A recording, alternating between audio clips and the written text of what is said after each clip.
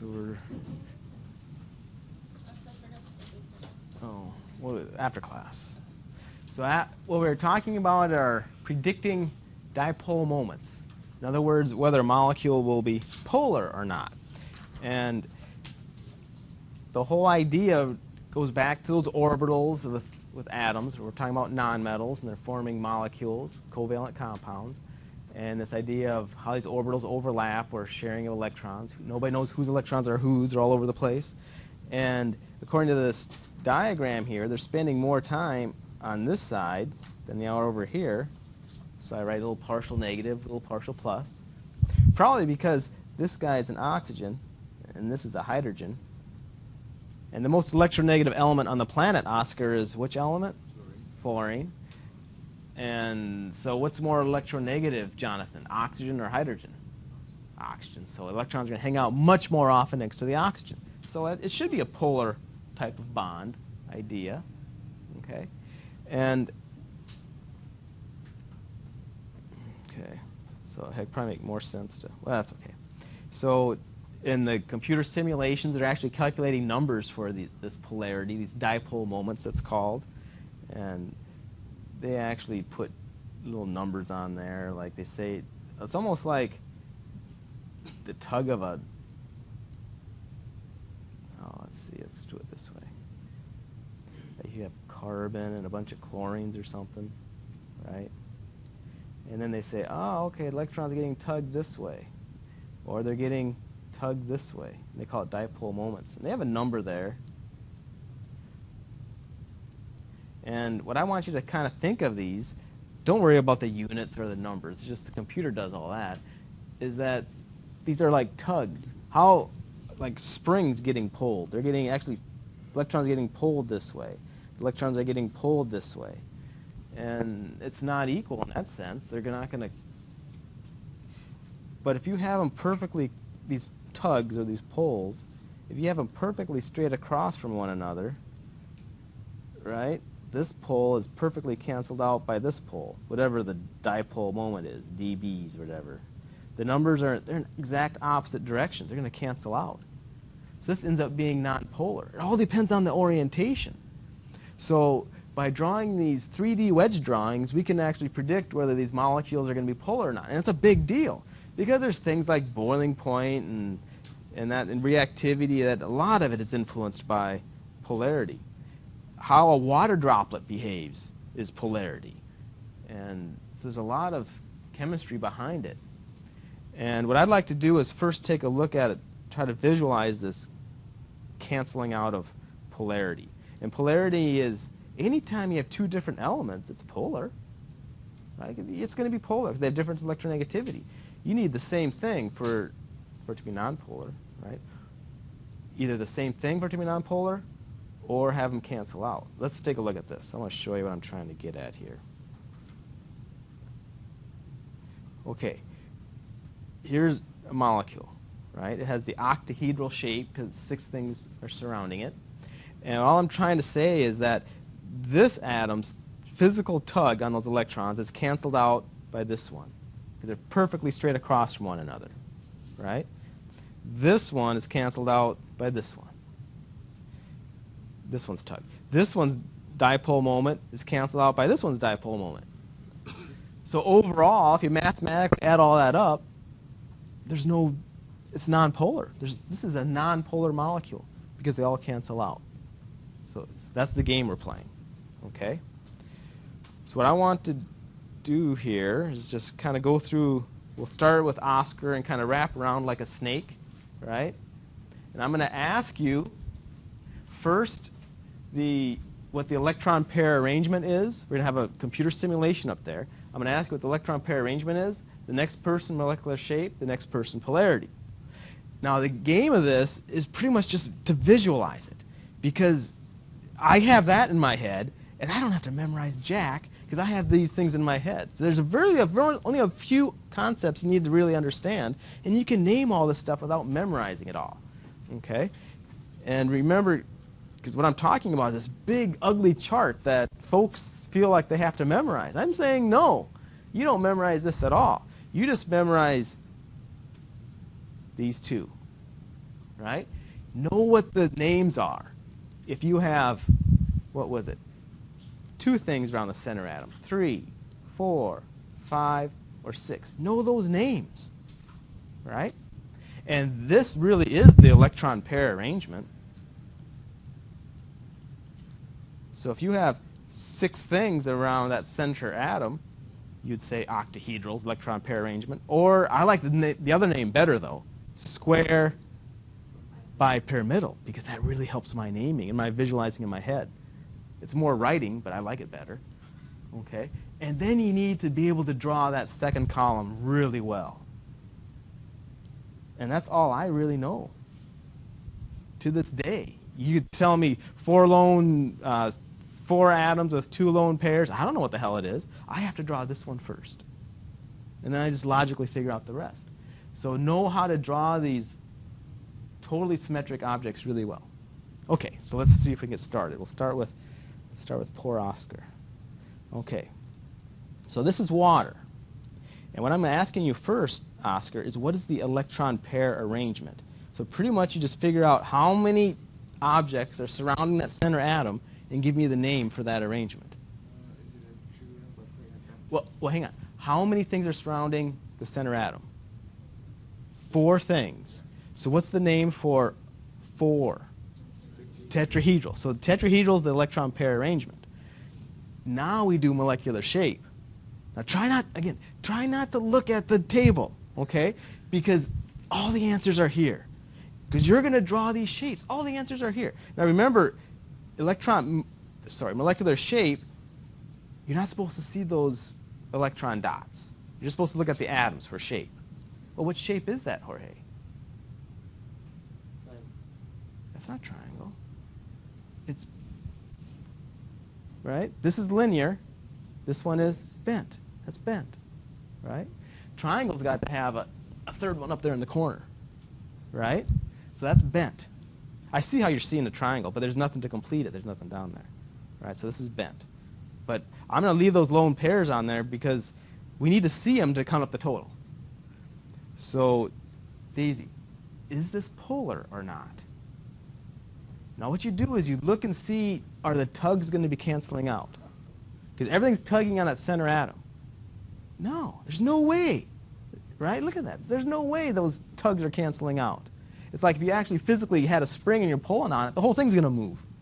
There's no way. So this is definitely polar. Okay, see the game? Christian. What are we at? We're at electron pair arrangement. Would be what? Name. Linear, because there's 2 things around. There's no lone pairs, just 2 things. Linear. Okay, keep going. Now we're at molecular shape. Linear. Good. You got an easy one. Is it polar? No, it's not polar. They perfectly cancel out. Good. Sulfur dioxide. Okay, let me get this in so you can see it. There, you can see it better. Alejandro. Well, we have to do electron pair arrangement first. Electron pair arrangement name is what's the total? There's 3 things. What was the name for the total of 3? It was trigonal planar, flat triangle. Trigonal planar. So trigonal planar is the electron pair arrangement. The shape. Bent. Is it polar? Yes. Okay.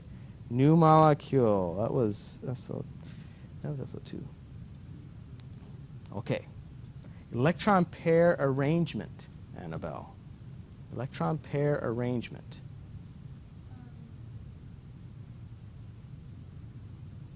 Trigonal Bipyramidal. Very good. 5. 5 is the total. Molecular shape. Linear. Very good, right? Because you don't look at those lone pairs. Linear. Okay. Is it polar, Shannon? Is it polar? Right? Don't look at the electron pairs. Just look at these 2 surrounding atoms. They're tugging. Are their tugs canceled out? Yeah. right? He's tugging, perfectly canceled out. So would this be polar? Non-polar. XeF2. Boron trifluoride, electron pair arrangement.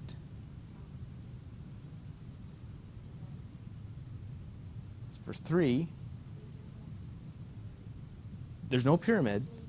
Planar, because flat triangle. Trigonal planar. Molecular shape. Trigonal planar. Is it polar? It looks like it, doesn't it? But notice how these two are kind of pulling out at an angle. So these two, their tug actually cancels this one out. These two actually cancel out this one. Yeah?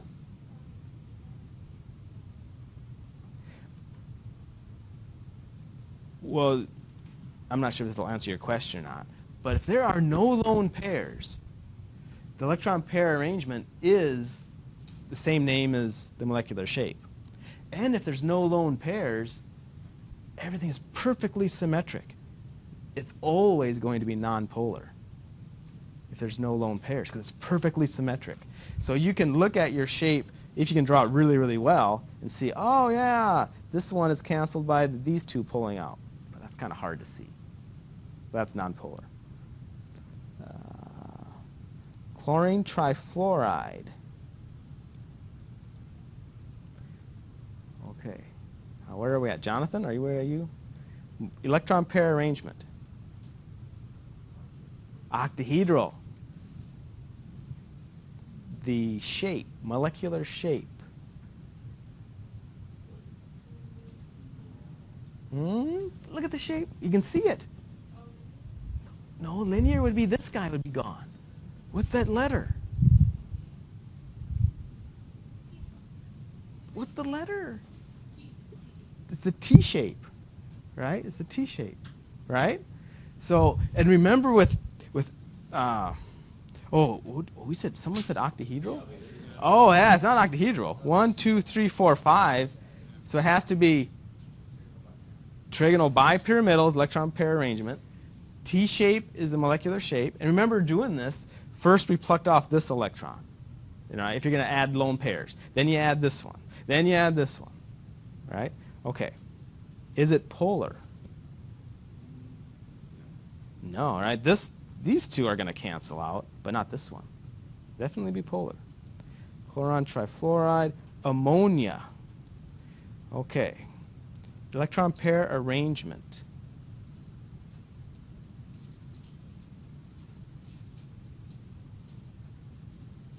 How many? 1, 2, 3, 4. What was the name for 4? Tetrahedral shape. Remember, they like this pyramid naming scheme. And either you have triangular bases or you have square bases for these pyramids. Triangular base, good. And is it flat or is it a pyramid? Pyramid. So you'd say something like that. Yeah, triangular pyramid, which works, or trigonal pyramidal, right? Same thing. Christian, is this polar?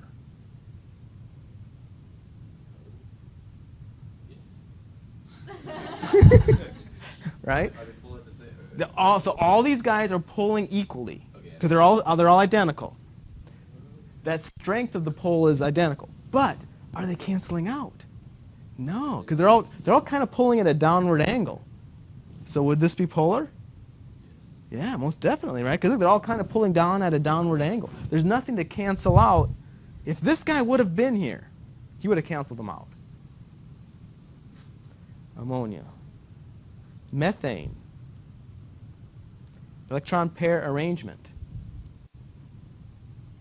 Try not to look at the sheet. Electron pair arrangement is tetrahedral. Molecular shape is tetrahedral. Is it polar? Nope. Methane.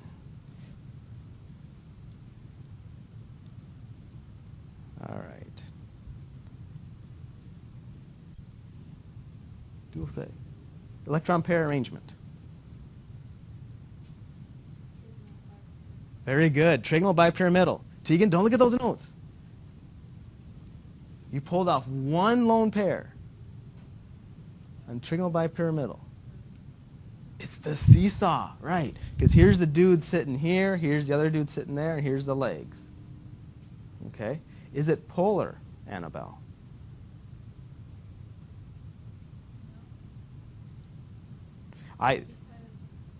This one is canceling out with this one. Yeah, they're going out at an angle. So that means it will be polar, right? Because this one cancels out with this one. But there's nothing to cancel out these two guys. They're both pulling out at some angle, right? If this one was here, he could cancel out that. But it's almost like if you could actually have little jets on them, the whole thing would actually move.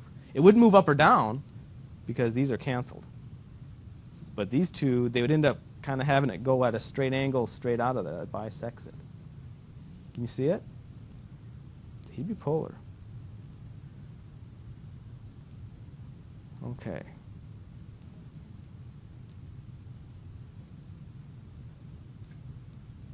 Electron pair arrangement. Shannon, electron pair arrangement. Octahedral, or you could also name it as square bipyramidal, right? Because you see it, two pyramids on there, square base. Molecular shape. She's looking at her notes. I see it. You don't need to look at the notes. What's the shape? Is it flat? Definitely it's flat. So that means you have to use the planar word. So it's a flat what?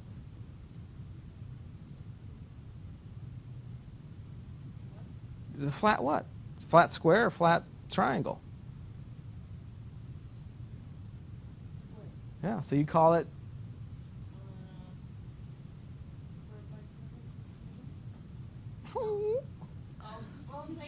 square planar. Okay, is it polar or not, Jonathan? Non-polar. Good. See how this one's easy to see. They cancel and they cancel. Okay. I'm almost wrapping it up here. Where am I? I'm trying to get it so that it's in the format of how we. I guess it'll just have to work. Okay. Danielle, the electron pair arrangement. Very good. Octahedral. Molecular shape.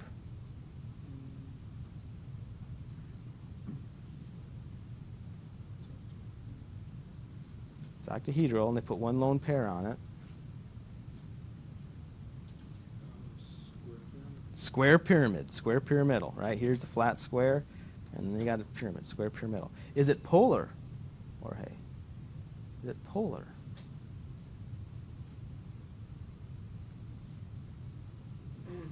Why? Where is the polarity coming from? You're right, it's polar, but I want to make sure you see it. Is it going to be the flat square that's causing the polarity? These two canceling out, these two are canceling out. Where's the polarity coming from? Yeah, the top of the pyramid. There's nothing to cancel them out.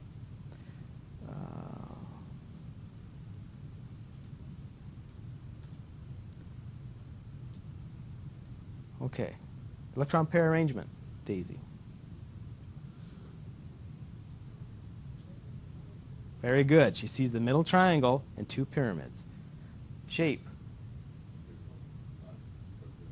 Trigonal bipyramidal. Is it polar?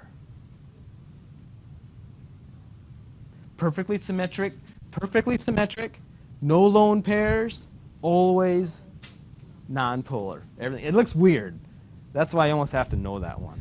If there's no lone pairs, okay. Phosphorus pentachloride. Last one. Electron pair arrangement. Square bipyramidal. Shape. Square bipyramidal. Is it polar? No. Yes. See, we got them all right. Excellent. All right. So the terminology we just have to get used to. They're going to say a molecule is polar. Well, if they say it's polar, that means non-zero dipole moment. There's some number, right? There's some number there that actually measures how strong the dipole is. Okay. There's a separation of charge. Okay. Because remember these guys are partial. Just how partial are they? Right. So we don't care about the number. So polar means non-zero dipole moment. Same thing. Non-polar, zero dipole moment. They probably all canceled out. Okay. So in this table below, I want you to put a star by every 3D wedge drawing that will create a polar molecule. Put a star by every 3D wedge drawing where you're going to have a non-zero dipole moment, in other words. So only put a star by the polar 3D wedge drawings. We'll see if we agree.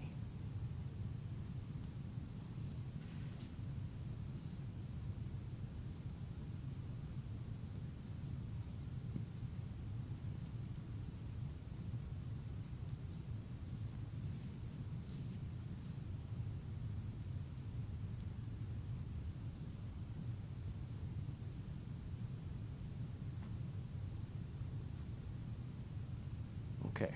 Annabelle, did you put any stars in this first column? No. Shannon, did you put any stars in the next column?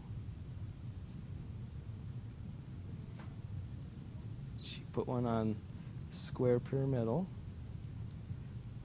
Jonathan, did you put any more stars in here?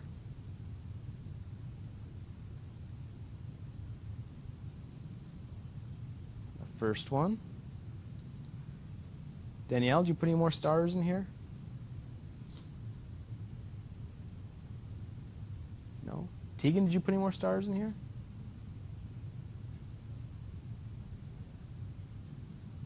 The seesaw. Yeah. Okay. Anybody put a star in trigonal pyramidal? Hopefully you did. They're all polar. Right, they're all polar. How about this column? Daisy, did you put any stars? Where? Plant. Okay. Oscar, did you put any more stars? T-shape. T-shape. Hopefully you stopped. Right? Stop after that. I don't know. Diana, you put any stars in the last column? No. Good. So those are only polar molecules. Okay? So we can go to the boards, and what I want you to do is draw your best. Now, remember the game plan for this. At least this is my game plan. So I don't have to memorize anything. You don't even need to bring your chart up with you if you do this right. Figure out what the total is. And let's say the total is 5. I don't care how many lone pairs, how many atoms you have, but you add them all up, you have 5. You only draw one thing, and draw it well, right? Draw that, let's see, we had to draw trigonal bipyramidal, right? So we had, this is where we drew that T, right? I'm just reminding you, figure out what the total is. If it's 5, you draw this. If it's 4, you draw tetrahedral. If it's 6, you draw octahedral. And then you put your lone pairs on.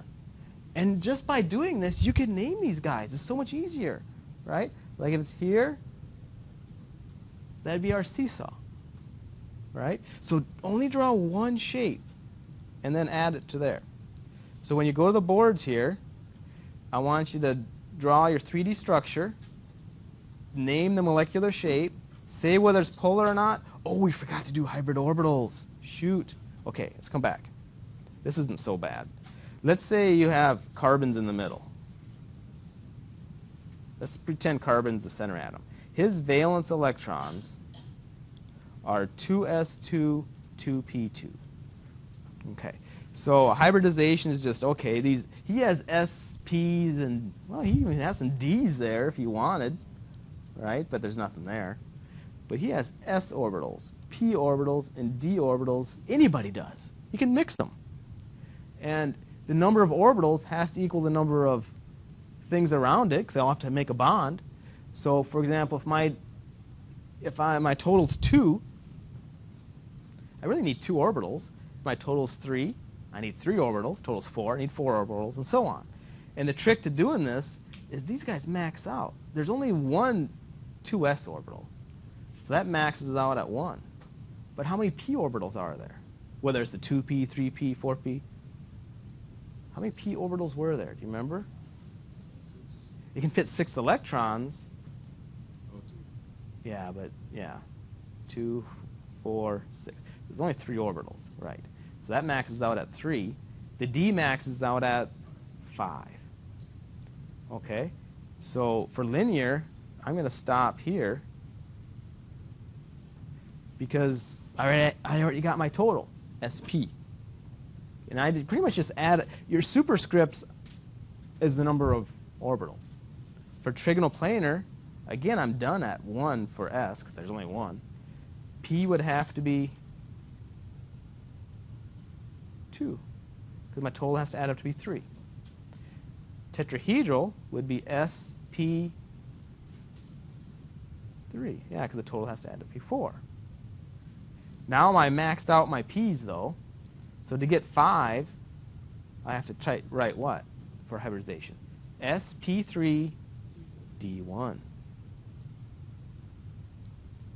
And then if I want my total to be 6, it's going to have to be SP3D2. So this hybridization thing isn't so bad. You just have to figure out what the total is and add up the superscripts on the hybridization to be in the total. And a slight little change here is the book doesn't like to write 1 superscripts, so I'm going to erase them. If you want to write them, you can. I don't care. If it helps you, write them. If not, don't write them. Right? But the book doesn't write it.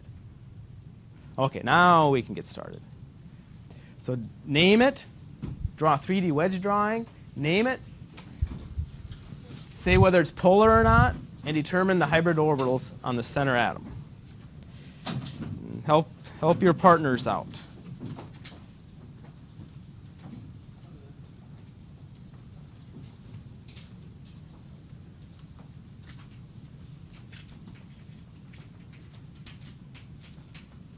Sulfur tetrafluoride.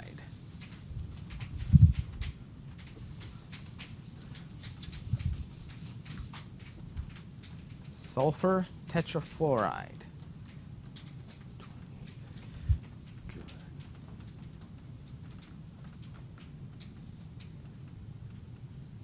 Good. I see a lot of folks saying you have 34 valence electrons.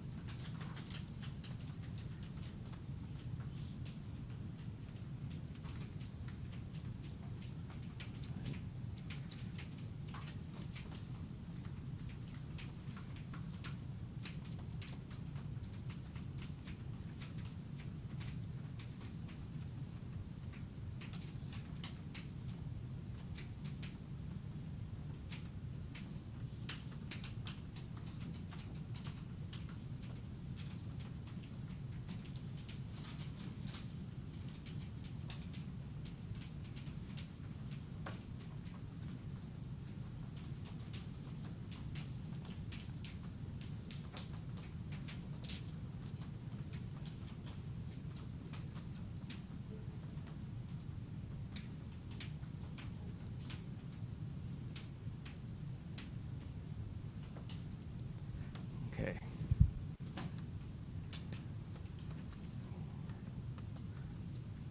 So how many lone pairs did you end up on your sulfur? 1. Good. That's what I got too. So if you end up with just 1 lone pair on your sulfur, you're doing it right. So that means your total is 5. So just draw 1 shape and add the lone pairs to it. Right? Draw that trigonal bipyramidal shape. That's the one at the T. And add 1 lone pair to it.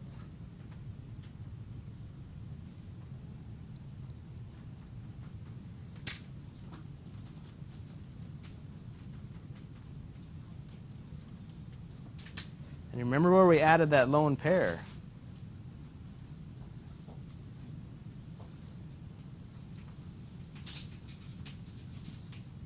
And make sure you put your F's on. You don't have to write the sulfur if you don't want to.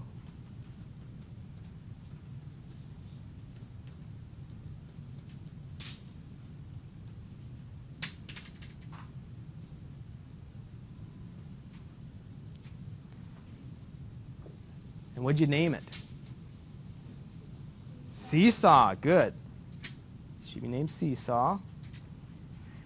And is it polar?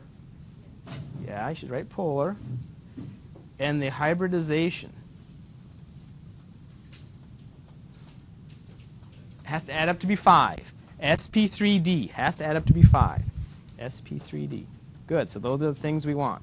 So try them all now.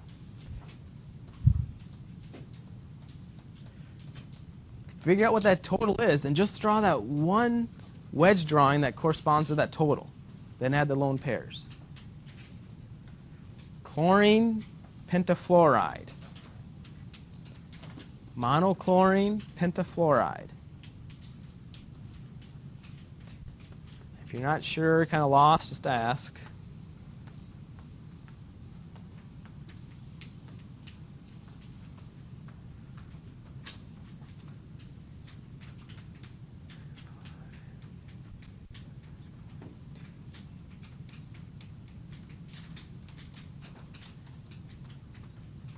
Now, chlorine has 7. All right, chlorine has 7. So really you have 6 times 7, 42. Good.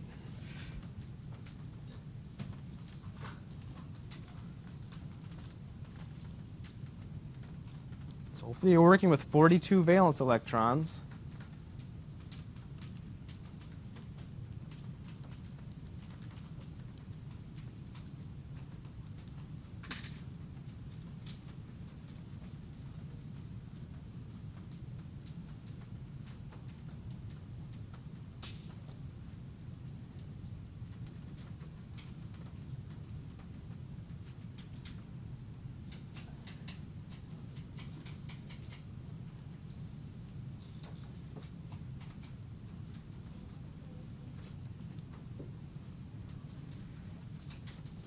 Yep.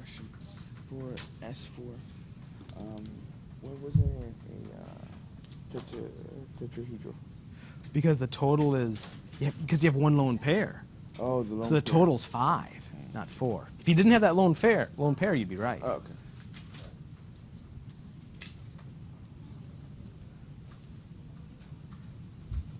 Okay.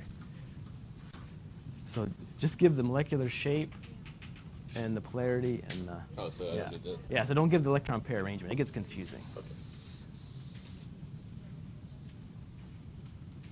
Good.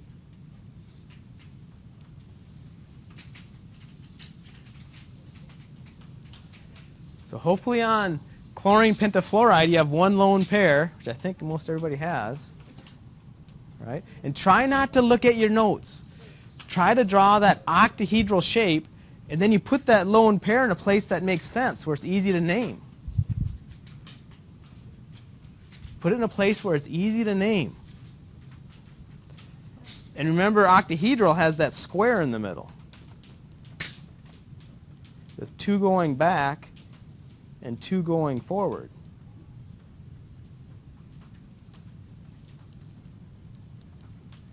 And it's got a top and a bottom. And it makes the most sense. Put that lone pair at either the top or the bottom, because then it's easiest to see the name.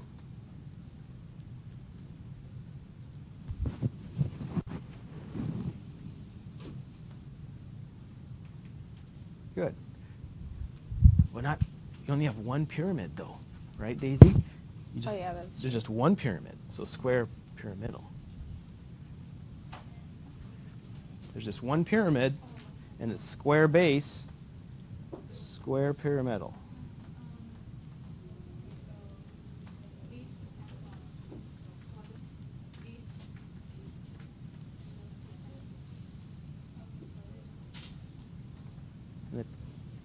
And you need 6 orbitals, so sp3d2.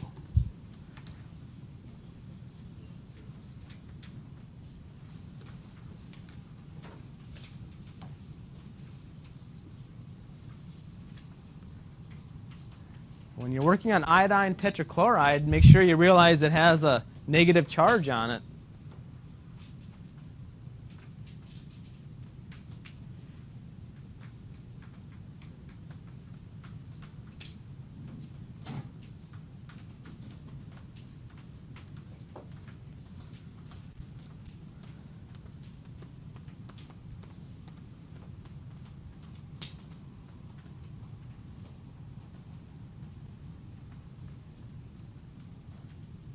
How come no one wants to work at the boards? I hate the board personally. I'm supposed to be in Jeez, okay. You're on record.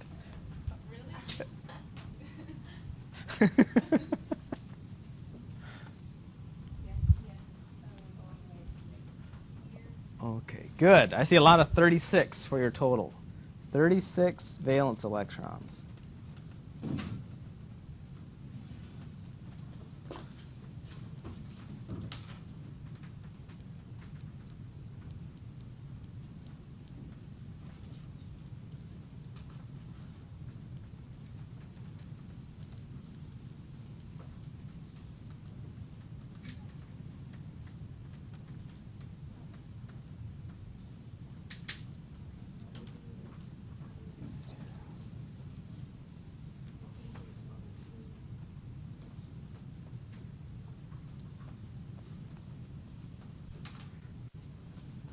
Yeah, and just make sure you put your chlorines on there, because they're gonna want to see the chlorine, where the chlorines go.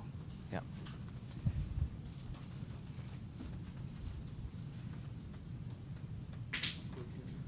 Yeah, good.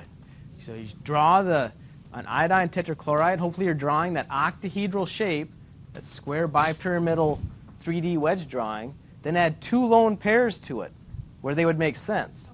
And remember, in Vesper theory, you got to spread those lone pairs out as much as possible. Why is this one polar? This one's nonpolar. Nonpolar. I thought you said not to put a star in it. Yeah, don't. You only put stars by polar ones, so don't put a star there. Oh, so why is So it's nonpolar. Don't and put a this star in it. one's- That one's nonpolar too, because they cancel out. This one cancels with that one. Oh, okay. Yep. So how does this one cancel out? It's like Well, he cancels. No, you don't look at those. It's only the atoms that are pulling. Oh, okay. So he's canceling with him. They cancel out. So it's nonpolar. Nonpolar. Square planar. Very good.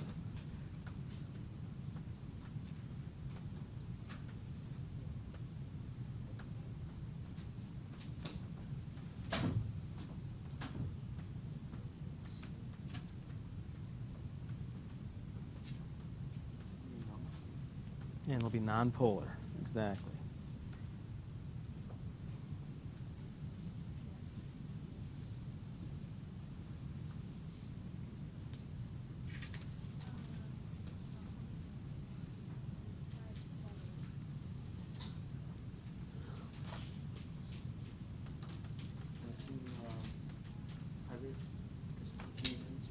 Yeah, it has to add up to be 6.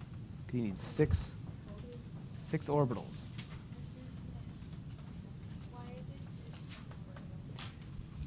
1, 2, 3, 4, 5, 6. Yeah, because the total is everything.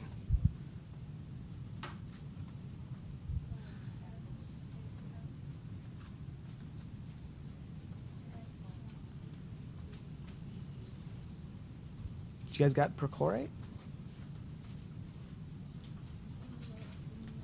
No? Mm-hmm.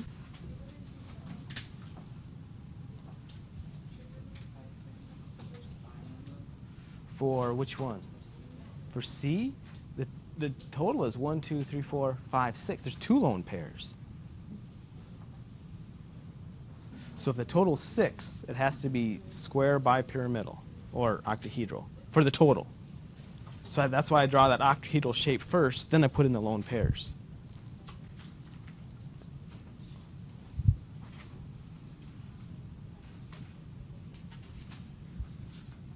And remember, and I would have got docked points, because remember on these you got to draw your brackets and the charge, right? Because these are ions.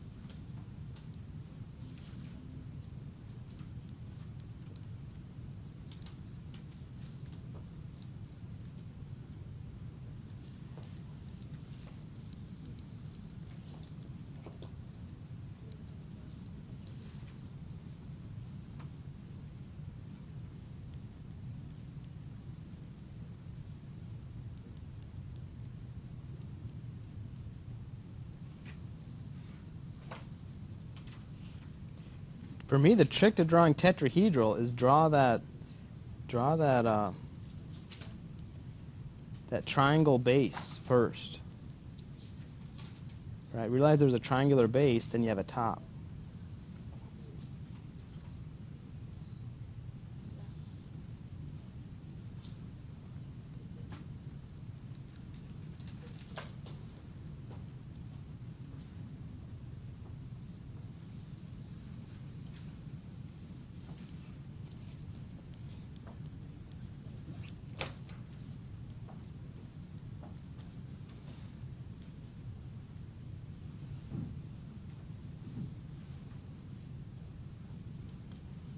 Right? Everybody agree? Well, enjoy your break.